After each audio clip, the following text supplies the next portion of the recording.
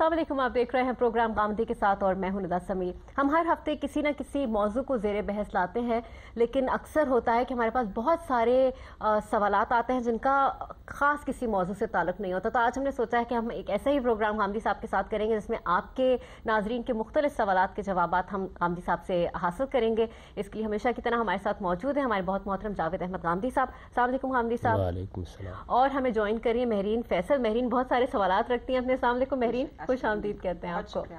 गामदी साहब, पहला सवाल तो आज तो 2 ख़वातीन हो गई हैं तो बहुत ही सवाल होंगे।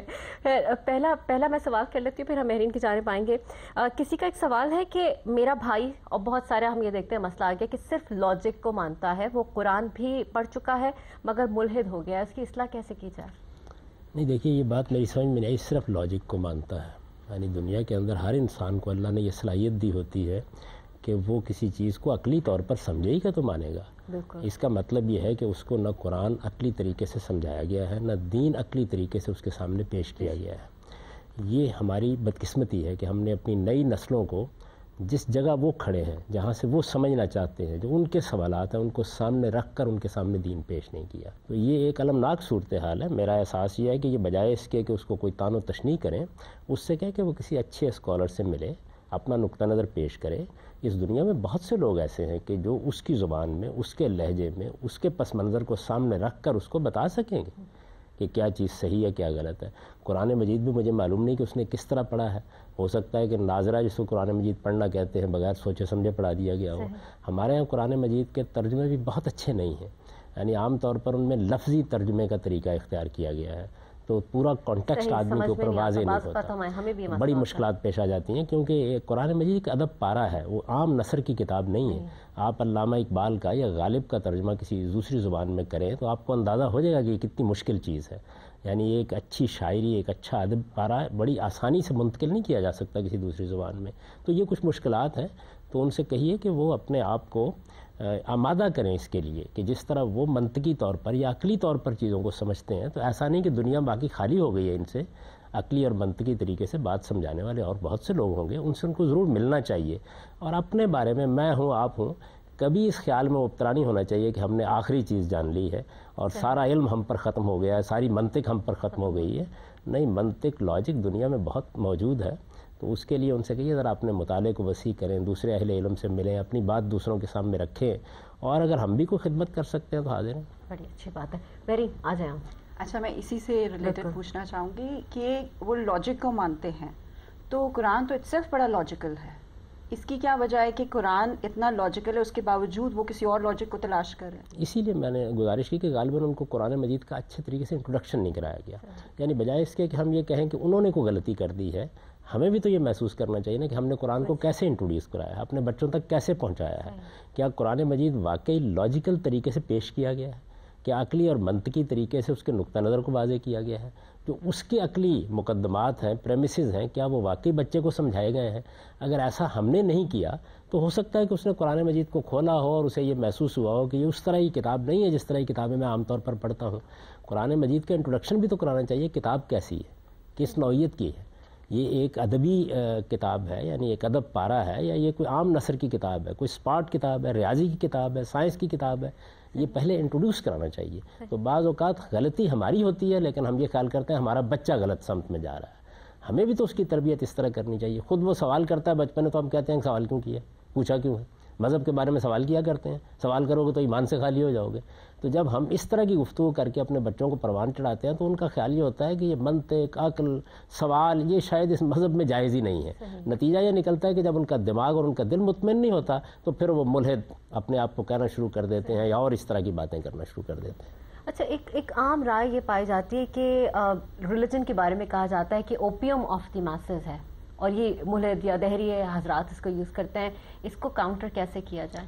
क्योंकि हम देखते हैं दीन के नाम पे नफरत तो फैलाई जा रही है। इसमें कोई शुबा नहीं है। देखिए, मैं आपको गुजारिश करूं कि हर वो चीज़ जो इंसान की नफ्सियात और उसके जज्बात के अंदर उतरी हुई है उसको कोई भी शख्स एक्सप्लॉइट कर सकता है। माँ को देखिए, कितना मुकद्दस रिश्ता है, माँ की ममता। हम सब लोग इस लफ्ज़ को सुनते हैं तो सरशार हो जाते हैं, लेकिन बाज़ औक़ात माँ इसी ममता को इस्तेसाल का ज़रिया बना लेती है। بارہا ایسا ہوتا ہے. میں نے کئی ماؤں کو دیکھا ہے, کئی باپوں کو دیکھا ہے. یعنی باپ کتنی شفقت سے اپنے بچوں پر خرچ کر رہا ہوتا ہے, ماں کس طریقے سے اس کی پرورش کر رہی ہوتی ہے, لیکن بچہ بعض اوقات بڑا ہو کے جب اس کی بات نہیں مانتا ہے یا اپنی کوئی رائے دیتا ہے, اپنا نقطہ نظر بیان کرتا ہے, تو عام طور پر پھر ایکسپلائٹیشن شروع ہوتی ہے. یعنی اس موقع پر یہ نہیں ہوتا کہ دلیل دینی ہے, نہیں, ہم نے تمہیں پالا تھا, ہم نے تمہیں پوسا تھا, ہم نے تمہاری پرورش کی تھی, آج تو ہمارے سامنے بات کر رہے ہو, آج تمہیں باتیں کرنی آ گئی ہیں, یہ باتیں ہم نے تمہیں سکھائی تھی. تو یہ ہر وہ چیز جو انسان کے جذبات سے متعلق, مذہب کا معاملہ بھی یہی ہے. یعنی یہ صرف ایک منطقی اور عقلی مقدمہ ہی نہیں ہے, بلکہ اس کے ساتھ یہ ہماری نفسیات سے متعلق ہوتا ہے. اس میں کچھ شخصیات ہوتی ہیں جن سے ہم محبت کرتے ہیں, انبیاء علیہم السلام سے ہمارا ایک تعلق پیدا ہوتا ہے. یہ جو جذباتی تعلق ہے اس کو پھر ایکسپلائٹ کیا جاتا ہے. جب اس کو مذہبی طبقے ایکسپلائٹ کرتے ہیں, سیاستدان کرتے ہیں, تو پھر کچھ مفکرین یہ کہہ دیتے ہیں کہ یہ تو اصل میں عوام کو دی ہوئی ایک یقین ہے. تاہم یہ بات جب کارل مارکس نے کہی تھی تو اس کا ایک خاص پس منظر تھا. اس کا احساس یہ تھا کہ غریبوں کو اور مزدوروں کو جد و جہد کرنی ہے اپنے حقوق کے لیے. تو مذہبی لوگ بالعموم اس کو کہتے ہیں کہ دیکھو یہ تو تقدیر میں لکھا ہوا ہے, اس پر شاکر رہ کر تمہیں رہنا چاہیے, تمہیں اگر اللہ نے مزدور پیدا کیا ہے تو بس مزدور ہی رہو گے. تو اس کا خیال یہ تھا کہ اس نے جذبہ, جد و جہد, انقلاب کی خواہش یہ چھین لی ہے لوگوں سے, جبکہ یہ حقیقت نہیں ہے. تاہم کوئی دوسرا آدمی آپ کے رویوں سے, میرے رویوں سے ایک تاثر قائم کر لیتا ہے. آخر اس وقت ہم مسلمان اسلام کی جو تصویر پیش کر رہے ہیں اس سے اگر کچھ لوگ یہ کہنا شروع کر دیں کہ یہ تو دہشت گردوں کا مذہب ہے یا انتہا پسندوں کا مذہب ہے, تو ہمیں بہت گلہ بھی نہیں کرنا چاہیے. یہ ٹھیک ہے کہ ہماری بہت بڑی اکثریت نہ انتہا پسند ہے نہ دہشت گرد ہے, لیکن کچھ لوگ جب نام بگاڑنے پر آ جاتے ہیں, آپ نے دیکھا ہوگا کہ بعض اوقات ایک بڑا ہی شریف خاندان ہوتا ہے, کوئی ایک بچہ ایسا اس کو بدنام کر دیتا ہے کہ پورے خاندان کے لیے منہ چھپانے کے سوا کوئی چارہ نہیں رہتا. تو یہی صورتحال بعض اوقات مذہب کے ساتھ بھی ہو جاتی ہے. ماننے والے 1.5 ارب سے زیادہ ہیں, کس کی اصلاح کرنے کے لیے نکلے. تو ہم لوگوں کو یہی کہیں گے کہ وہ مذہب کو اس کی اصل جگہ پر دیکھنے کی کوشش کریں, لوگوں سے اس کو نہ دیکھیں. صحیح. میں نے کچھ پوچھنا, پہلے تو یہ پوچھنا چاہوں گی کہ ایکچولی روحانی علاج ہے کیا and how effective it is. دنیا کے اندر 2 طرح کے علوم ہیں. ایک وہ علوم ہیں جو مادے میٹر کے قوانین کو دریافت کر کے ہم نے علم کی سطح پر منظم کر لی ہے, جیسے آپ کے سائنسی علوم. یعنی آپ یہ دیکھیے نا کہ اس میں کیا کیا گیا ہے. یہ جو مادہ ہمارے گرد و پیش میں پھیلا ہوا ہے, ہمارا وجود بھی ایک مادی وجود ہے اپنے ظاہر کے لحاظ سے. ہمارا جسم, یہی سبزیاں ہم کھاتے ہیں, یہی گوشت کھاتے ہیں, اسی سے اللہ تعالیٰ کی فیکٹری میں بنا کے باہر آ جاتے ہیں. تو ہم بھی ایک مادی وجود رکھتے ہیں, یہ کائنات بھی ایک مادی وجود رکھتی ہے. اس کے اندر جو قوانین تھے آپ یہ دیکھیے, سائنسدانوں نے ان کو دریافت کیا, تو آج انہوں نے آپ کو معجزے نہیں دکھا دیے. کیا یہ حقیقت نہیں ہے کہ ہم اس وقت بیٹھے ہوئے جو کچھ کر رہے ہیں یہ سب ہمارے گرد و پیش میں کیا ہے؟ یہ سائنس کی کرشمہ سازی ہے. جہاز پر سوار ہوتے وقت بعض اوقات میں خدا کا شکر بھی کرتا ہوں, اور دوسری جانب یہ احساس جب ہوتا ہے کہ 30,000 فٹ کی بلندی کے اوپر ہم اڑ رہے ہیں, اور ایک ایسے ماحول میں بیٹھے ہوئے ہیں کہ جو انتہائی آرام دہ ہے. آپ سو جائیں, آپ پڑھیں, آپ مطالعہ کریں, یعنی کس جگہ کے اوپر. اور بعض اوقات تو آپ نے کبھی دیکھا ہوگا کہ تھوڑی بہت جہاز میں اونچ نیچ ہونا شروع ہو جاتی ہے, تب احساس ہوتا ہے کہ ہم کہاں ہیں اور کس جگہ پہ, ورنہ آپ کو احساس بھی نہیں ہوتا اس بات کا. یہ وہ قوانین ہیں جو دریافت کیے گئے, لاز ہیں. اسی طرح کے لاز جو ہمارے نفس کے اندر بھی ہیں. یعنی 2 چیزیں ہیں دنیا کے اندر, ایک نفس ہے, ایک مادہ ہے, جس کو ہمارے پرانے فلسفی کہتے تھے, مثالیت پسند جو فلسفی تھے, کہ ذہن اور مادہ, مائنڈ اور میٹر. تو آپ اس کو نفس اور مادہ, قرآن مجید جیسے کہتا ہے. تو نفس اور مادہ, نفس میں بھی ایسے ہی قوانین ہیں. جس طرح کے لاز سائنسدانوں نے مادے میں دریافت کیے ہیں, بالکل اسی طرح کے لاز وہاں ہیں. ان لاز کی بنیاد پر بھی آپ بڑے کرشمے دکھا سکتے ہیں. چنانچہ قرآن مجید نے بیان کیا ہے کہ حضرت سلیمان کے دربار میں ایک ایسا شخص تھا جو نفس کا ایک علم رکھتا تھا. یعنی اللہ تعالیٰ کا جو قانون ہے وہ کوئی نبی یا پیغمبر نہیں تھا, نفس کے قوانین کا علم رکھتا تھا. اس نے ملکہ بلقیس کا تخت 1,500 میل کے فاصلے سے اٹھایا اور اٹھا کے لا کر پیش کر. اچھا, اس وقت لوگوں کو تعجب ہوتا تھا, کیا ایسا ہو سکتا ہے؟ کیا یہ واقعہ نہیں ہے کہ امریکہ میں ایک فٹ بال ٹیم میچ کر رہی ہوتی ہے, ہم گھر میں بیٹھے ہوئے دیکھ رہے ہوتے ہیں, اس کی حرکات سکنات وہاں پہ. یعنی بعض اوقات اس گراؤنڈ میں بیٹھے ہوئے لوگ ان چیزوں کو نہیں دیکھ رہے ہوتے جو ہم دیکھ رہے ہوتے ہیں. تو اس وجہ سے وہ نفس کے جو قوانین ہیں ان کو اگر دریافت کر کے کوئی آدمی کوئی چیز دکھا دیتا ہے آپ کو, یا کوئی کرشمہ دکھا دیتا ہے, یا علاج کر دیتا ہے کسی چیز کا, تو یہ ممکن ہے, اس پہ تعجب نہیں کرنا چاہیے. مسئلہ کیا ہے؟ مسئلہ یہ ہے کہ سائنسدانوں نے ہر چیز کو سائنٹیفک طریقے سے بیان کر دیا ہے. آپ پڑھ سکتے ہیں, پڑھا سکتے ہیں, سیکھ سکتے ہیں, سکھا سکتے ہیں. ان علوم کے ماہرین نے اس کو سائنس نہیں بنایا, یہ ابھی سینہ بسینہ ہوتے ہیں. تو اس میں کویکس بے تحاشا ہوتے ہیں, عطائی لوگ جو جھوٹ بولیں گے، جو لوگوں کو فریب دیں گے اور روحانی علاج کے نام پر معلوم نہیں کس کس طریقے سے لوگوں کو ایکسپلائٹ کریں گے، تو اس میں بچنا بہت چاہیے. کیونکہ یہاں تو آپ کو معلوم ہوتا ہے نا کہ اچھا یہ ڈاکٹر ہے، فلاں جگہ سے پڑھ کے آیا ہے، یہ فلاں علم کو جانتا ہے، تو آپ اعتماد سے چلے جاتے ہیں.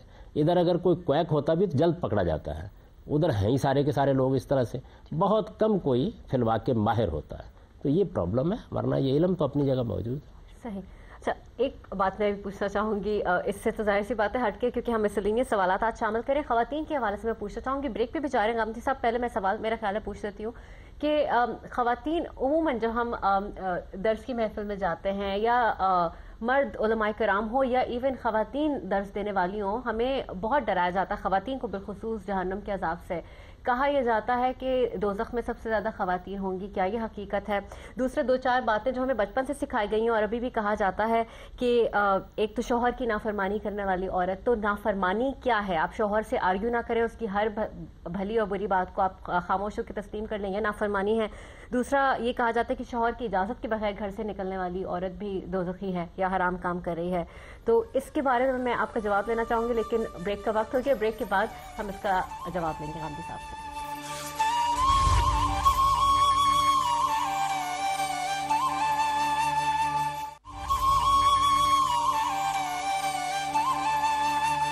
پروگرام ایک مرتبہ پھر خوش آمدید. آج ہم غامدی صاحب سے آپ کے مختلف سوالات کے جواب لے رہے ہیں. غامدی صاحب تو پھر بتائیے، کیا ہم خواتین دوزخ کا ایندھن ہیں؟ آپ قرآن مجید کو دیکھیے، ہمارے ہاں یہ بڑی بدقسمتی ہے کہ اللہ کی کتاب ہمارے گھر میں موجود ہوتی ہے، لیکن اس کو سمجھ کر نہیں پڑھتے لوگ. اس کا ترجمہ پڑھ لیجیے، سادہ ترجمہ بالکل شروع سے آخر تک. اگر کسی ایک جگہ پر بھی آپ کو اللہ تعالیٰ کے ہاں مواخذے کے لحاظ سے خواتین اور مردوں میں کوئی فرق نظر آئے تو مجھے ضرور بتائیے.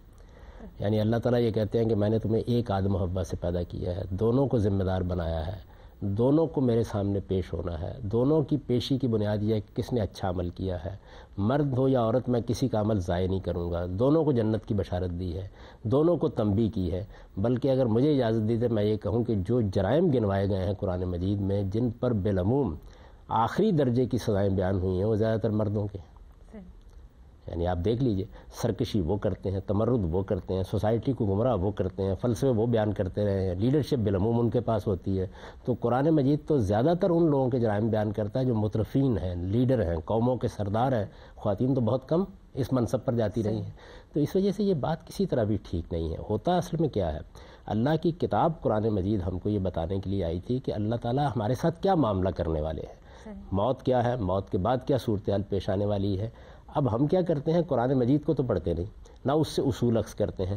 بعض اوقات بعض روایات کی وجہ سے غلط فہمی کا شکار ہو جاتے ہیں. روایات میں کیا ہوتا ہے، روایات میں رسالت میں آپ صلی اللہ علیہ وسلم کوئی بات بیان کر رہے ہوتے ہیں، کوئی پس منظر ہے، ہو سکتا ہے کسی نے کوئی سوال کیا ہو، ممکن ہے کسی خاص صورتحال میں توجہ دلانا مقصود ہو، تو وہ ایک بالکل اپلائیڈ صورت ہوتی ہے بعض چیزوں کی. اس کو بیان کیے بغیر ایک سننے والا بتا دیتا ہے ہمیں کہ حضور نے یہ فرمایا، اس کا ایک ٹکڑا نکال، وہ ایک ٹکڑا ہوتا ہے بعض اوقات، اور بعض اوقات موقع و محل نہیں بتایا جاتا کیا ہے. یعنی کسی موقع پر رسول اللہ صلی اللہ علیہ وسلم نے اپنا ایک خواب سنایا ہے، رویا سنایا ہے. دیکھیے خواب کیا ہوتا ہے، خواب میں کیا یہ جاتا ہے کہ آپ کو کچھ حقائق کو ممثل کر کے، یعنی ایک تمثیل کی صورت میں دکھایا جاتا ہے کہ کیا ہوگا. جنت اور دوزخ ابھی وجود میں آنے ہیں، ان میں جزا و سزا کیا ہونی ہے وہ بھی ابھی پتہ چل رہا ہے، کیونکہ اللہ تعالیٰ یہ کہہ رہے ہیں کہ یہ سب قیامت کے دن ہوگا. جو کچھ اس وقت ہو رہا ہے وہ بعض ارواح کے ساتھ ہو رہا ہے، اور وہ بھی غیر معمولی صورتحال میں ہو رہا ہے. اس میں رسالت میں آپ صلی اللہ علیہ وسلم کو تمثیل کے انداز میں یہ بتایا جا رہا ہے بعض موقعوں کے اوپر رویا میں کہ کیا کیا صورتحال پیش آنے والی. تو کسی موقع پر آپ نے خواتین کو یہ توجہ دلائی کہ دیکھو مجھے جو رویا دکھائی گئی اس میں میں نے ایک حصے میں تمہیں زیادہ دیکھا. اب یہ دیکھیے یہ صورتحال پوری دوزخ کی نہیں ہے، یعنی ایک موقع کے اوپر ایک خاص محل میں توجہ دلانے کے لیے یہ بات کہی جا رہی ہے کہ میں نے تمہیں زیادہ دیکھا. تو انہوں نے کہا کہ ہمارا کیا جرم ہے، تو فرمایا کہ تم ناشکری بہت کرتی ہو. یعنی ساری زندگی ایک آدمی تمہاری خدمت کرتا ہے، کما کے لاتا ہے، اور آخر میں بھی یہ کہہ دیتی ہو کہ ہم نے تمہارا دیکھا کیا ہے. اب یہ ہو سکتا ہے کہ کسی موقع پر توجہ دلانے کے لیے یہ بات آپ نے خواتین کے کسی حصے کو فرمائی ہو. اچھا یہ بھی ممکن ہے کہ جو راوی ہے اس نے پس منظر بیان ہی نہیں کیا کس زمانے میں یہ بات ہوئی ہے.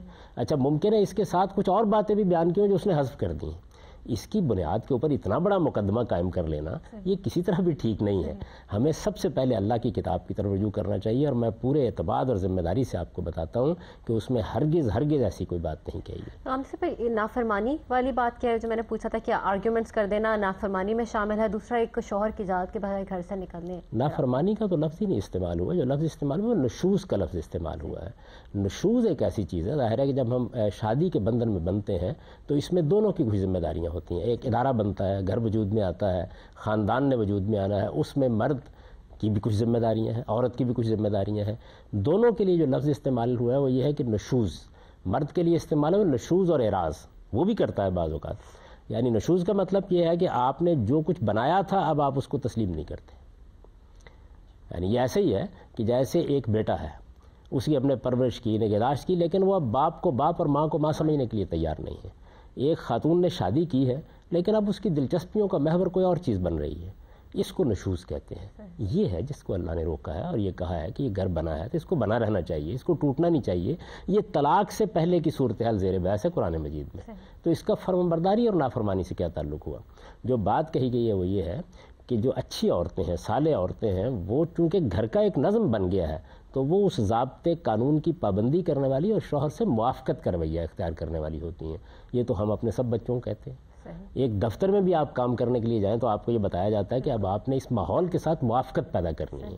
یہ موافقت ہے جس کو قرآن مجید میں بیان کیا گیا ہے. فالصالحات قانتات, اچھی عورتیں, نیک عورتیں, وہ سرکشی کا رویہ اختیار نہیں کرتی. تو سرکشی ایک اور چیز ہے, اس کے مقابل میں جو رویہ ہونا چاہیے وہ موافقت ہے, ملائمت ہے, صورتحال کو سمجھ کے رائے اختیار کرنا ہے. آپ نے کوئی نقطہ نظر اختیار کی ہے, آپ کا کوئی ماننا جاننا ہے, آپ نے کوئی موقف اختیار کیا ہے, وہ آپ کو پورا حق ہے. اسی طرح آپ کی بھی آزادی ہے, آپ نے کسی چیز کا علم حاصل کیا ہے, اس کے لحاظ سے آپ کو زندگی بسر کرنی ہے. اللہ نے کوئی صلاحیت دی ہے, اس کو سامنے رکھنا ہے. گھر کے نظم کے اندر جو ایک ادارہ ہم نے بنا دیا ہے اس میں ہمارا رویہ موافقت کا ہے یا سرکشی کا ہے, یہ زیر بحث ہے. اچھا, اور گھر سے باہر نکلنا پھر رہ گیا کہ اگر خواتین شاپنگ کرنے جا رہی ہیں, اپنے والدین سے ملنے جا رہی ہیں, سودا صرف لینے جا رہی ہیں, مطلب ہر چیز کے لیے آپ کو شوہر کی اجازت چاہیے. نہیں, جب آپ کی شادی ہوئی تو کیا کوئی موافقت پیدا ہوئی ہے یا نہیں پیدا ہوئی؟ یعنی ایک شوہر صاحب جو ہے وہ کسی اعلیٰ مقام پر بیٹھے ہوئے ہیں اور آپ ان کے سامنے آپ نے صرف روز سیلوٹ کرنا ہے, کیا صورتحال ہے؟ اصل میں جب میاں بیوی ہوتے ہیں تو دوستی, محبت, اعتماد کا تعلق ہوتا ہے, اس میں بہت سی باتیں طے ہو جاتی ہیں. تو کیا مطلب ہے آپ کا؟ یعنی ہر موقع کے اوپر ایک خاتون جو ایک درخواست لکھے گی پہلے کہ آج مجھے فلاں جگہ پہ جانا ہے, آج راہ کرم 2 دن کی رخصت عطا فرمائی جائے. نہیں, اس طرح کی کوئی بات نہیں ہے. اصل چیز یہ ہے کہ ہم نے کیا طے کیا ہے. دیکھیں, ایک گھر کا نظام ہم نے بنایا, کیا یہ دفتر ہم نے بنایا ہے؟ ہم نے یہاں ایک کمٹمنٹ کی کہ ہم یہاں آئیں گے, یہاں آ کے یہ فلاں مطلب چیزوں کے اوپر گفتگو کریں گے, ریکارڈنگ کرائیں گے. کچھ آداب لحاظ ہے نا جن کا ہم خیال کرتے ہیں, یہاں کی انتظامیہ بھی اس کا خیال کرتی ہے. تو ایسے ہی ہم چیزیں طے کر لیتے ہیں. اللہ تعالیٰ اس معاملے میں آپ کے لیے کوئی لائے عمل نہیں بناتا, وہ صرف یہ کہتا ہے کہ اپنے گھر میں موافقت پیدا کرو. یعنی جو نظام بنایا گیا اس کو توڑو نہیں, سرکشی کا رویہ اختیار نہ کرے. یہ چیز ہے جو مرد کو بھی بتائی گئی, عورت کو بھی بتائی گئی. لیکن اس سے بعض اوقات بڑا استعمال کیا جاتا ہے, اور ایک کسی نے مجھ سے بلکہ سوال بھی پوچھا تھا کہ آپ نے بھی یقیناً بہت سے ایسے مرد دیکھے ہوں گے کہ جو شک کرتے ہیں اپنی بیویوں کے اوپر. والدین کے گھر بھی اگر جا رہی ہیں تو پوچھا جائے گا وہاں اور کون ہوگا. تو شکی مزاج اگر شوہر کسی کا ہے تو اس سے کس طرح ڈیل کیا جائے؟ سوال نہ کیا جائے, خاموش رہا جائے, اس سچویشن کو کس طرح؟ شک تو ایک بیماری ہے, عورت میں پیدا ہو جائے یا مرد میں, گھر برباد ہو جاتا ہے, تعلقات ختم ہو جاتے ہیں. اس کے بعد تو اعتماد سے زندگی بسر نہیں کی بغیر جا اعتماد سکتی. کی کوئی شادی کیا کوئی چیز نہیں. دیکھیے, بات یہ ہے کہ شادی اصل میں نام اس چیز کا ہے کہ ہم نے باہمی اعتماد کیا ہے. اس کے بعد اگر آپ یہ کہتی ہیں کہ جہاں کہیں عورت جائے گی یا مرد جائے گا تو CCTV کیمرے لگائے جائیں گے, یہ ہو نہیں سکتا. تو میرے نزدیک یہ ایک بیماری ہے جس کا علاج کرنا چاہیے. اگر کسی آدمی کی یہ بیماری بہت بڑھ جائے تو اسے کسی ماہر نفسیات کے پاس جانا چاہیے. یعنی اس کے بعد زندگی نہیں بسر ہو سکتی. ایک خاتون کی اپنی ایک شخصیت ہے. آپ آج کے زمانے میں آپ دیکھیں, اگر ایک خاتون ڈاکٹر ہے, کہیں کام کر رہی ہے, اس نے اپنے دفتر میں بھی جانا ہے, لوگوں سے بات بھی کرنی ہے, اگر اعتماد کا رشتہ نہیں ہوگا تو میرا تو خیال ہے کہ یہ ممکن ہی نہیں. غالباً اسی طرح کی بے اعتمادی کی فضا تھی جس میں عورتوں کو گھروں میں بند کر دیا گیا. اب وہ پالکی کے باہر نہیں نکلے گی, اب اس کے لیے یہ اور یہ آداب ہوں گے. تو میرا احساس ہے کہ ہمیں اب بدلنا چاہیے. میں بہت وضاحت سے آپ سے کہوں کہ اس کا مذہب سے کوئی تعلق نہیں. رسالت میں آپ صلی اللہ علیہ وسلم نے اپنے زمانے میں خواتین پر ایسی کوئی پابندی نہیں لگائی. میں نے تو آپ کو کئی مرتبہ یہ مثال دی ہے کہ ایک خاتون ریپ ہو گئی, آپ اندازہ کریں, ہمارے یہاں اگر ہوتا تو ہنگامہ اٹھ کھڑا ہوتا. ریپ ہو گئی مسجد میں آتے ہوئے صبح کے وقت نماز کے لیے. اگلے دن آپ نے یہ حکم نہیں دیا کہ آئندہ عورتیں باہر نہیں نکلیں گی, بلکہ اس آدمی کو سزا دی. تو یہی ہمیں بھی کرنا چاہیے کہ ماحول اچھا فراہم کریں، باہمی اعتماد اور تعلق کو پیدا کریں. اب فرض کر لیجئے تھوڑی دیر کے لیے کہ شوہر صاحب جو ہے وہ شوہریت دکھانے ہی پر آ گئے ہیں، تو پھر میں یہ کہوں گا کہ گھر کو بچانے کے لیے آپ کوئی موافقت کا رویہ اختیار کر لیں تاکہ کوئی سمجھوتا ہو جائے.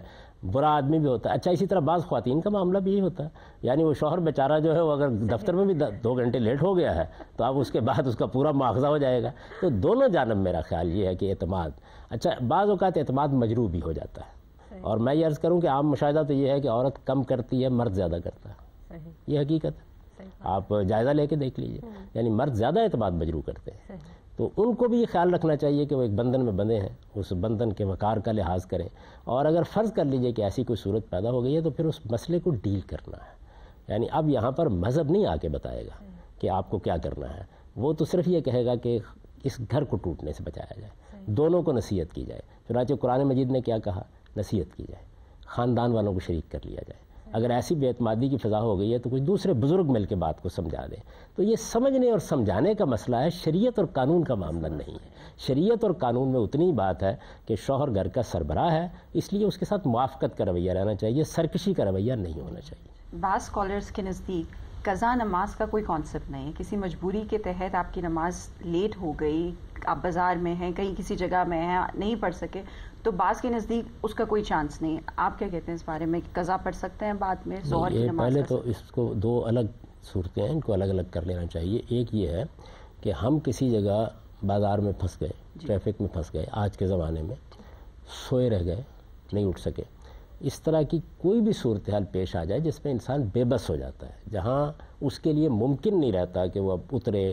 اب دیکھیے نا، ٹریفک میں آپ پھنسے ہوئے، ٹریفک جام میں آپ گاڑی بھی نہیں چھوڑ سکتے. یہ صورتحال پیدا ہو جاتی ہے. 12 بڑے شہروں میں 2-2 گھنٹے 3-3 گھنٹے کے لیے یہ صورتحال پیدا ہو جاتی ہے. اس میں جو آپ کی نماز جا رہی ہے وہ نماز نہیں جا رہی. یعنی جب آپ کی آنکھ کھلے گی، بے ہوشی ہو گئی ہے تو جب آپ ہوش میں آئیں گے، اگر آپ کہیں پھنس گئے ہیں تو جب آپ اس سے نکلیں گے اسی وقت نماز پڑھ لینی چاہیے. وہی نماز کا وقت ہے، وہ قضا ہوئی نہیں. رسالت میں آپ صلی اللہ علیہ وسلم کا مشہور واقعہ ہے کہ جس میں آپ خیبر سے واپس آ رہے تھے تو راستے میں بہت تاخیر ہو گئی، لوگ تھکے ہوئے تھے، تو آپ نے فرمایا کہ لوگ سو جائیں اور بلال سے یہ کہا کہ ذرا خیال رکھنا کہیں ہماری نماز نہ جاتی رہے.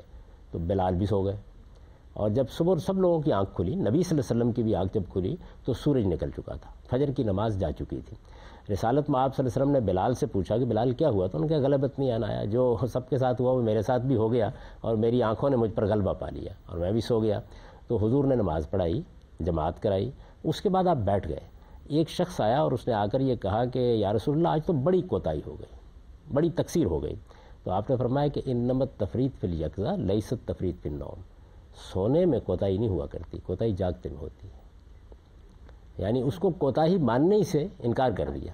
تو اس طرح آپ نے یہ تعلیم دی کہ جس وقت ہم بے بس ہو جاتے ہیں تو اس وقت اللہ تعالیٰ کی تکلیف یا ذمہ داری جو اس نے ڈالی ہے وہ بھی اٹھ جاتی ہے. جب ہم اس صورتحال سے نکلیں گے، ایک مریض ہے مثال کے طور پر، آپریشن ہو رہا ہے اس کا، ڈاکٹر آپریشن میں مصروف ہے، شروع کر دیا، لمبا ہو گیا، نماز کا وقت نکل رہا ہے، اس میں نماز قضا ہوتی ہی نہیں. پہلے تو یہ بات سمجھ لینی چاہیے. آپ جب اس صورتحال سے نکلیں گے اسی وقت نماز پڑھ لیجئے. دوسری صورت کیا؟ دوسری صورت یہ کہ جان بوجھ کے نماز چھوڑ دی، جس طرح کہ عام طور پر ہو جاتا ہے بعض اوقات، کوتاہی ہو گئی، غفلت ہو گئی، نماز کی طرف توجہ نہیں ہوئی. اچھا ایک تو یہ ہے کہ نماز عام طور پر پڑھی جا رہی ہے لیکن کبھی کبھار ہو گئی. اس میں یہ ہے کہ آپ جیسے ہی آپ کو توجہ ہوتی ہے تو اللہ سے معافی بھی مانگیے، کیونکہ اب یہاں نماز واقعی قضا ہو گئی ہے، اور پڑھ بھی لیجئے، دونوں کام کر لیجئے. ایک تیسری صورت وہ ہے اسی کے ایک جزو کے طور پر کہ جس میں برسوں کی نماز قضا ہو جاتی ہے. اصل میں ساری بحث اس کے بارے میں ہے. اس میں علماء جو ہے ان کے 3 نقطہ نظر ہیں. کیوں 3 نقطہ نظر ہو گئے ہیں اس کو بھی سمجھنا چاہیے تاکہ لوگ ایجوکیٹ ہوں. ایک وہ موقع ہوتا ہے جس میں رسول اللہ صلی اللہ علیہ وسلم کے زمانے میں کوئی مسئلہ پیش آ گیا اور آپ نے اس کا حل بتا دیا، وہاں اتفاق ہو جاتا ہے. تو دوسرا وہ مسئلہ ہوتا ہے کہ جس میں رسول اللہ صلی اللہ علیہ وسلم کے زمانے میں یہ مسئلہ پیش نہیں آیا بلکہ بعد میں آیا، تو اب ہم اپنے علم عقل سے اندازہ کرتے ہیں کہ اس میں صحیح رویہ کیا ہونا چاہیے. اس مسئلے کی نوعیت یہی ہے. اگر حضور کے سامنے یہ معاملہ پیش آ گیا ہوتا تو پھر آپ کو اس کا حل بتا دیتے، لیکن نہیں ہوا. تو ہمارے جو اسکالرز ہیں ان میں سے 3 گروہ بن گئے. ایک کا کہنا یہ ہے کہ اب کچھ نہیں ہو سکتا، زیادہ اچھا یہ ہے کہ آپ توبہ کرتے رہیں، استغفار کرتے رہیں، غلطی ہو گئی بس نمازیں رہ گئیں، اب اللہ نے آپ کو شعور دیا ہے، غفلت سے بیدار ہو گئے، اب نماز پڑھنا شروع کر دیں. ایک نقطہ نظر یہ ہے، یہ امام ابن حزم کا ہے. ایک دوسرا نقطہ نظر یہ ہے کہ اگر کسی آدمی کو اس مشقت میں ڈالا گیا وہ نمازوں کا حساب کرے بتائے تو مشکل ہو جائے گا. تو انہوں نے یہ کہا کہ آپ یہ کر سکتے ہیں کہ آپ نے فرض کے ساتھ کچھ نفل بھی پڑھنے ہوتے ہیں, ان کو آپ فرض کی نیت سے پڑھنا شروع کر دیں, اللہ جتنی مہلت دے گا اتنی ادا ہو جائے گی, اور ساتھ اللہ سے معافی بھی مانگتا رہے آدمی کہ میں نے کوتاہی کی آپ کے معاملے میں. پھر اللہ نے بڑی بشارت دے رکھی ہے کہ بہت سے اللہ تعالیٰ سے متعلق جو گناہ ہیں یا غلطیاں ہیں وہ روزے سے معاف ہو جاتی ہیں, وہ نماز سے معاف ہو جاتی ہیں, وہ حج کرنے سے معاف ہو جاتی ہیں, وہ عمرہ کرنے سے معاف ہو جاتی ہیں, آپ اللہ کی راہ میں بہت زیادہ خرچ کرتے ہیں اس سے معاف ہو جاتی ہیں. تو یہ ساری چیزیں معافی کا ذریعہ بن جائیں گی.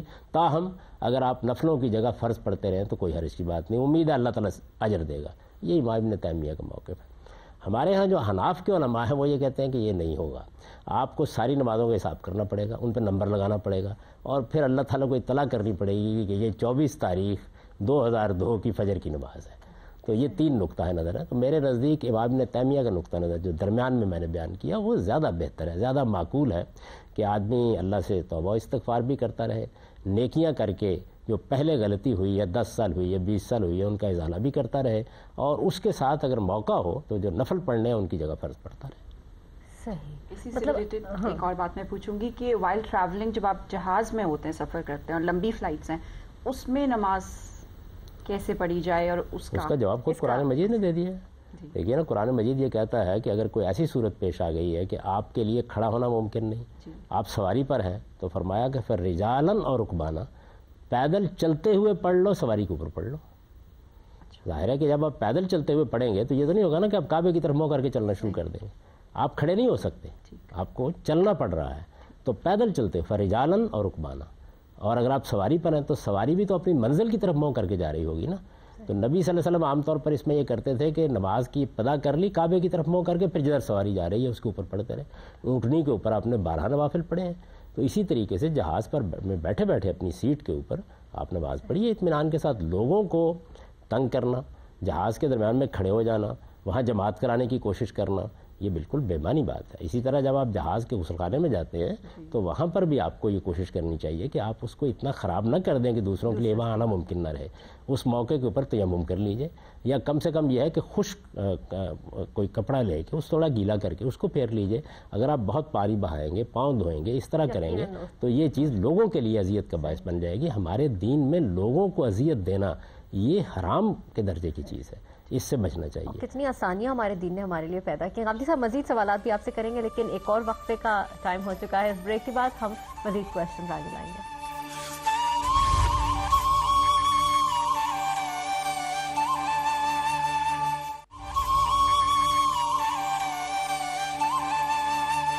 پروگرام ایک مرتبہ پھر خوش آمدید. آپ کے سوالات کے جواب ہم لے رہے ہیں آج غامدی صاحب سے. غامدی صاحب, ایک عام طور پر رائے پائی جاتی ہے ترقی یافتہ ممالک میں بڑے خلاف ہیں لوگ سزائے موت کے. اچھا, یہ اسلام میں تو یہ سزا موجود ہے, خون کا بدلہ خون ہے, لیکن اب پاکستان میں بھی بعض دانشوروں کا کہنا ہے کہ مجرم کو ختم کر دینے سے جرم ختم نہیں ہوتا, اس کی اصلاح ضروری ہے, معاشرہ بھی اس سے بہتر ہوگا. آپ کی کیا رائے ہے؟ انسان کا یہ بڑا المیہ ہے کہ وہ بعض اوقات بالکل پینڈولم کی طرح 2 انتہاؤں میں رہتا ہے.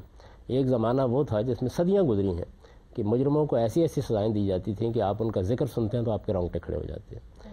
ہاتھی کے پاؤں کے نیچے ان کو کچل دیا جائے, ان کی کھال اتروا دی جائے. آپ کو بھی جائیے وہاں برٹش میوزیم میں, آپ کو اندازہ ہوتا ہے کہ کس کس طرح کے آلات ایجاد کیے گئے مجرموں کو سزائیں دینے کے لیے. اسی طریقے سے اب لوگوں کے اوپر ایک خاص طرح کا یہ دورہ پڑا ہوا ہے. اچھا, پھر کوئی خاص صورتحال پیدا ہوتی ہے. میں نے ایک مرتبہ پوچھا تھا, ایک صاحب بہت طویل لیکچر دے رہے تھے, وہ یہ کہہ رہے تھے کہ دیکھیے وہ تو نفسیاتی بیچارے ہوتے ہیں, مجروح ہو جاتے ہیں لوگ, بعض اوقات نفسیاتی مریض ہو جاتے ہیں, ان کی اصلاح کرنی چاہیے, یہ کرنا چاہیے. تو میں نے کہا کہ یہی لیکچر آپ نے امریکہ کو کیوں نہیں دیا کہ وہ طالبان کے ساتھ یہی معاملہ کرے؟ انہوں نے تو آگے یہاں کارپیٹ بمبنگ کی, پورے کے پورے افغانستان کو کھنڈر بنا کے رکھ دیا. کیوں کرنا پڑا انہیں؟ یعنی جب سرکشی ہوتی ہے تو آپ کے پاس کوئی راستہ نہیں ہوتا, پھر آپ کو یہ یاد نہیں رہتا کہ وہ آپ کے نفسیاتی مریض کدھر گئے اور آپ کی نرمی کدھر گئی اور آپ کی ہمدردی کدھر گئی, وہ سب چیزیں ختم ہو جاتی ہیں. ٹارچر کیوں کرتے ہیں؟ تو بات اصل میں یہ ہے کہ یہ جتنی اس طرح کی چیزیں ہیں یہ عام طور پر 2 انتہاؤں میں انسان کو لیے پھرتی رہتی ہیں. ہمارے پاس اللہ کی کتاب موجود ہے اور اس میں جو بات بتائی گئی ہے وہ انتہائی متوازن ہے. آپ دیکھیے اس میں کیا کیا گیا ہے, یعنی یہ موت کی سزا کو ٹالنے کے طریقے بھی بتائے گئے ہیں اور اس کی حقیقت بھی اپنی جگہ قائم رکھی گئی ہے. پہلے تو یہ اعلان کر دیا گیا کہ موت کی سزا صرف 2 جرائم میں دی جا سکتی ہے، پہلے یہ اعلان کیا گیا. اللہ تعالیٰ نے یہ بتا دیا کہ کسی شخص کو بھی حق نہیں، کسی حکومت کو بھی حق نہیں کہ وہ 2 جرائم کے سوا کسی کو موت کی سزا دے. یعنی ہمارے ہاں تو یہ ہوتا ہے نا کہ 50 جرائم کے اوپر یہاں بھی مار دو آدمی کو، وہاں بھی مار دو. تو پہلے تو اس کو محدود کر دیا گیا کہ صرف 2 جرائم ہیں. ایک یہ کہ کسی نے کسی کو قتل کر دیا، دوسرے یہ کہ کوئی شخص قانون کو ہاتھ میں لے کے نیوسنس پیدا کرنے کے لیے اٹھ کھڑا ہوا اور زمین میں فساد برپا کر دیا اس نے، جس طرح کی صورتحال اب یہ طالبان ہمارے ساتھ کر رہے ہیں. یعنی زنا نہیں رہا، زنا بالجبر بن گیا، قتل نہیں رہا، دہشت گردی ہو گئی، چوری نہیں رہی، ڈاکہ بن گیا. یہ صورتحال جب پیدا ہو جائے تو اس طرح سے مجرموں سے نمٹنے کے لیے آپ انہیں موت کی سزا دے سکتے ہیں. پہلی بات یہ. اچھا اب دیکھیے میں نے لفظ استعمال کیا دے سکتے ہیں، یعنی اس کا مطلب یہ ہے کہ ریاست کے پاس بہت سے اختیارات موجود ہیں کہ وہ حالات کے لحاظ سے دوسرا فیصلہ بھی کر سکتی ہے. جہاں تک دہشت گردی کا تعلق ہے یا اس طرح کے بڑے جرائم کا تعلق ہے، اس کے لیے قرآن مجید نے ایک پورا قانون بیان کیا ہے سورہ توبہ میں. اس میں دیکھیے کس طریقے سے ایک نہایت متوازن چیز کہی گئی ہے، جس میں نہ تو آپ بے بس ہوتے ہیں، نہ آپ کے ہاتھ بنتے ہیں، اور نہ یہ صورتحال پیدا ہوتی ہے کہ آپ کوئی جلاد بن کے کھڑے ہو جاتے ہیں. فرمایا کہ اس طرح کے مجرم اگر آپ کی گرفت میں آنے سے پہلے توبہ کر لیں، خود سرنڈر کر دیں، بڑے مجرم ہیں، یعنی ریپ کے مجرم ہیں مثال کے طور پر، اسی طرح سے دہشت گردی کے مجرم ہیں، اگر آپ نے ان کو حکم دیا اور یہ کہا کہ ہم تمہارے خلاف کارروائی کریں گے اور وہ سرنڈر کر دیں، تو پھر آپ ان کو ان جرائم کی آخری سزائیں نہیں دے سکتے. اچھا، پھر آپ کو ان کی معافی کو قبول کرنا چاہیے، اور جو عام سزائیں ہیں پھر وہ آپ ان کو وہ دے دیں. یعنی سزا تو کچھ نہ کچھ دینی پڑے گی، لیکن جو سزائیں بیان کی ہیں اللہ تعالیٰ نے، بڑی سخت سزائیں بیان کی ہیں، وہ پھر آپ نہ دیں ان کو. پہلی بات یہ کہی. دوسری یہ کہی کہ سزائیں 4 بیان کی گئی ہیں. دیکھیے وہ سزائیں کیا ہیں؟ عبرتناک طریقے سے قتل کر دیا جائے، عبرتناک طریقے سے سلیب دے دیا جائے، ہاتھ پاؤں کاٹ دیے جائیں بے ترتیب. آخری سزا کیا ہے؟ اللہ تعالیٰ نے فرمایا ان کو وطن بدر کر دیا جائے، علاقہ بدر کر دیا جائے. اچھا، علاقہ بدر کرنے کی ایک صورت یہ بھی ہو سکتی ہے کہ آج کے زمانے میں تو آپ یہ نہیں کر سکتے کسی ملک میں نکال دیں، آپ جیل میں ڈال دیتے ہیں یا پابند کر دیتے ہیں. اللہ تعالیٰ یہ کہتے ہیں کہ ان 4 میں سے آپ جرم کی نوعیت اور مجرم کے حالات کے لحاظ سے جو سزا مناسب چمدے دے دیں. تو یہاں پھر دیکھیے راستہ نکال دیا. یعنی آپ چاہیں تو انتہائی سزا دیں، ہاتھ نہیں باندھے آپ کے، قانون موجود ہے اور ڈیٹرنٹ کے طور پر موجود ہے. مجرموں کو یہ احساس رہے گا کہ حکومت کے پاس یہ اختیار ہے، لیکن آپ کے پاس معاف کرنے کا اختیار بھی پہلے مرحلے میں موجود ہے اور پھر کم تر سزا دینے کا اختیار بھی موجود ہے. اب قتل میں آ جائیے جو دوسری صورت ہے. قتل میں یہ فرمایا گیا کہ قصاص لینا تمہارے اوپر فرض ہے، لیکن اگر مقتول کے ورثہ معاف کر دیں تو پھر تمہیں اختیار ہے کہ چاہو تو معافی کو قبول کر لو اور چاہو تو نہ کرو. اب ہمارے ہاں دیکھیے کیا ہوا شاہ زیب کے معاملے میں، اسی طرح ایک اور کیس میں ریمنڈ ڈیوس کے معاملے میں معاف کر دیا گیا، لیکن معاشرہ چیخ اٹھا کہ معاف نہیں کرنا چاہیے تھا. تو قرآن مجید کے قانونی کے مطابق لوگوں کے جذبات پیدا ہوئے کہ معافی کے باوجود حکومت کا حق ہے کو سزا دے دیں. یہ اس کو حق ہے، کیونکہ جو قتل کا مجرم ہے وہ حکومت کا بھی مجرم ہے، وہ خدا کا بھی مجرم ہے، وہ مقتول کے وارثوں کا بھی مجرم ہے. مقتول کے وارثوں نے معاف کر دیا، بہت اچھی بات ہے، لیکن حکومت سمجھتی ہے کہ معاف نہیں کرنا چاہیے تو وہ سزا دے گی، لیکن اب اس پر سزا دینا لازم نہیں رہا. جب مقتول کے وارث معاف کر دیں تو اب ضروری نہیں کہ وہ قتل کی سزا قتل دے، اب وہ معاف کر سکتی ہے. اب ایک الٹ صورت میں جائیے، مقتول کے وارث یہ کہتے ہیں کہ نہیں ہم تو ہر حال میں یہ چاہتے ہیں کہ اس کو یہ سزا دی جائے. یہ واحد صورت ہے جس میں قرآن کہتا ہے کہ اب حکومت کا اختیار ختم ہو گیا، اب آپ لازماً اس کو موت کی سزا دیں گے. یہ قانون متوازن ترین قانون ہے، اس میں سارے راستے نکال دیے گئے ہیں، نہ مجرموں کو لائسنس دیا گیا ہے اور نہ یہ صورتحال ہے کہ ہر جگہ پہ آپ نے پھانسیاں گاڑی ہوئی اور آپ سزائیں دے رہے ہیں. اچھا، آپ نے 2 باتیں کی. ایک تو اللہ تعالیٰ نے اختیار دیا کہ عبرتناک سزا دی جائے. آج کے زمانے میں اگر کسی اسلامی ریاست میں ہم بھی سنتے ہیں سر قلم کر دیا گیا تو ایک جھرجری سی آ جاتی ہے. تو صحیح ہے، یہ اللہ کا قانون ہے، آپ اسی طریقے سے ایک انسان کی زندگی لیں. دوسرا آپ نے کہا کہ 2 صورتوں میں، ایک تو قتل ہے اور ایک فساد برپا اگر کوئی کر رہا ہے، تو منشیات کی اسمگلنگ کے سلسلے میں جن کو سزائیں دی جاتی ہیں موت کی سزا، وہ فساد کے زمرے میں آتا ہے. میرا خیال ہے کہ ایسا نہیں کرنا چاہیے، یعنی ان کو جیلی کی سزا دینی چاہیے. دیکھیے بات یہ ہے کہ فساد کا مطلب کیا ہوتا ہے، میں نے اس کی مثال دی ہے کہ چور صرف چور نہیں رہا، وہ ڈاکو بن گیا ہے. اب وہ ہمارے گھر میں داخل ہوتا ہے، ہمارے سینے پر بندوق رکھتا ہے، ڈراتا اور دھمکاتا ہے. تو یہ معاملہ اب عام جرم کا نہیں رہ گیا. زنا نہیں رہا، یعنی باہمی رضامندی سے کسی نے کوئی غلطی کر لی ہے تو اس میں تو ہمیں حکم ہے کہ پردہ ڈالو بجائے اس کے کہ عدالت میں لاؤ. لیکن اگر ریپ ہو گیا، ایک مظلوم عورت ہمارے پاس آئی ہے، وہ الزام نہیں لگا رہی، وہ تو استغاثہ کر رہی ہے، فریاد کر رہی ہے، اس کو انصاف ملنا چاہیے۔ تو یہ صورتیں تو بالکل واضح ہیں کہ جن کے اندر آپ سخت ترین سزا دے سکتے ہیں، لیکن یہ کہ نشہ آور چیزیں اگر کوئی آدمی لے جاتا ہے تو اس کے اوپر آپ جیل کی سزا دے دیجیے، اس کے اوپر کوڑوں کی سزا دے دیجیے، یہ کسی طرح بھی ٹھیک نہیں کہ اس پر موت کی سزا دی جائے۔ بسا اوقات لوگوں کے کچھ اسی طرح خواہ مخواہ ترغیب میں آ کر، اور چھوٹے بچے بھی، لڑکے بھی، اس طرح کے لوگ یہ کام کر ڈالتے ہیں۔ بری چیز ہے، بہت بری چیز ہے کہ نشہ آور چیزوں کو آپ دوسرے ملکوں میں پہنچائیں، لیکن اس میں موت کی سزا نہیں ہونی چاہیے۔ موت کی سزا میں نے آپ عرض کیا نا کہ صرف 2 جرائم میں دی جا سکتی ہے۔ وہ جو آپ نے فرمایا کہ ہم دیکھتے ہیں بعض اوقات، تو میں یہ عرض کر رہا ہوں کہ یہی تو چیز ہے جس کو ملحوظ رکھا ہے اللہ تعالیٰ نے کہ آپ دے سکتے ہیں، آپ میں ہمت ہے تو دے دیجئے، آپ کو حق حاصل ہے۔ ابھی آپ نے یہ دیکھا کہ جن لوگوں نے ہمارے بچوں کو ذبح کر ڈالا تو لوگوں کے کیا جذبات تھے ان کے معاملے میں، تو حکومت کو بھی فیصلہ کرنا پڑا۔ آپ دے سکتے ہیں۔ فساد فی الارض نے اللہ تعالیٰ نے لازم نہیں کیا کہ آپ اس کو موت کی سزا دیں گے یا اس کا گلا کاٹ دیں گے یا عبرتناک طریقے سے ضرور قتل کریں گے، حکم نہیں دیا، آپ کو حق دے دیا۔ ہمارے یہاں تو آپ جیسے کہہ رہے ہیں کہ عورت ایک فریاد اور استغاثہ لے کر آئی ہے، ہمارے یہاں تو عورت آتی ہے تو ہماری تو سیاسی اس کو کہتی ہے کہ جی 4 گواہ لا کے دیں ورنہ خاموش بیٹھ جائیں، اور ایک مذاق سا بن جاتا ہے۔ اور ابھی ہم نے بلکہ کھال میں ایک واقعہ دیکھا جہاں پہ واقعی میں عورت نے، اس کو محبت تھی، اس نے اس کو شادی کرنی تھی، اس کے اوپر ریپ کا الزام لگا دی۔ تو اس صورتحال سے کس طرح ڈیل کیا جائے؟ دیکھیے، جب وہ ہمارے پاس آئی ہے اور اپنے بارے میں یہ کہہ رہی ہے کہ میرے ساتھ اس طرح کی زیادتی ہوئی ہے، تو وہ اصل میں استغاثہ لے کے آئی ہے، فریاد لے کے آئی ہے۔ پہلے مرحلے میں ہم اس کو اسی حیثیت سے لیں گے، اس موقع کے اوپر اس سے 4 گواہوں کا مطالبہ نہیں کیا جائے گا، بلکہ حکومت تحقیق کرے گی۔ جب رضامندی کے ساتھ بدکاری ہوتی ہے تب تو اللہ تعالیٰ کہتا ہے کہ پردہ ڈالو، آئے ہی کیوں ہو، کیا ضرورت تھی اس کی، اپنے گھر میں جاؤ، اپنے بھائی کے عیب پر پردہ ڈالو، اللہ تمہارے 70 عیبوں پر پردہ ڈالے گا۔ لیکن جب ریپ ہو گیا ہے تو اب یہ مظلوم عورت ہے، یہ ہمارے پاس استغاثہ لے کے آئی ہے، اس نے اپنی فریاد آ کے رجسٹر کرا دی۔ ریاست کا کام ہے وہ تحقیق کرے، تحقیق کے نتیجے میں اور تحقیق میں جو ذرائع آج کے ہیں ان سب کو استعمال کیا جا سکتا ہے۔ ہمارے یہاں تو نہیں مانا جاتا ڈی این اے رپورٹس کو۔ یہ تو بڑی بدقسمتی کی بات ہے، کیوں نہیں مانا جائے گا؟ یعنی آپ ریپ کی تحقیق کرنی ہے، اس میں ڈی این اے کی گواہی بھی کافی ہو سکتی ہے، اس میں کیمرے کی گواہی بھی ہو سکتی ہے، ہاتھ کے نشانات بھی کافی ہو سکتے ہیں۔ اب تو آپ کے آنکھوں کی پتلیاں بولتی ہیں بہت سی چیزوں میں، تو اس میں کرائم جس کو کہتے ہیں عام طور پر سرکمسٹانشل ایویڈنس ہے، اس کی بنیاد بھی سزا دی جا سکتی ہے۔ لیکن تحقیق کی گئی اور تحقیق کے نتیجے میں ثابت ہو گیا کہ عورت جھوٹ بول رہی ہے، اس نے الزام لگایا ہے، تو اب تو قذف کی سزا ملے گی عورت کو۔ اور یہ کیا یہ تحقیق کے نتیجے میں 80 کوڑے، اس لیے اس کو سوچنا چاہیے کہ وہ یہ کام نہ کرے۔ بالکل، یعنی پہلے مرحلے میں اس سے 4 گواہوں کا کوئی مطالبہ شریعت نہیں کرتی، اس میں گورنمنٹ کو تحقیق کرنی ہے، یعنی پولیس کو آپ کی تحقیق کر کے بتانا ہے کہ صورتحال کیا ہے۔ تحقیق کے نتیجے میں ثابت ہو گیا کہ اس بیچارے کے اوپر خامخواہ یہ الزام لگا دیا گیا، تو اب تو سزا ملے گی۔ بہت بہت شکریہ غامدی صاحب۔ ابھی تو میرے خیال سے ہمارے بہت سارے سوالات باقی تھے اور پروگرام کا وقت ختم ہو گیا، ایک اور پھر ایسی ہی بیٹھک رکھیں گے۔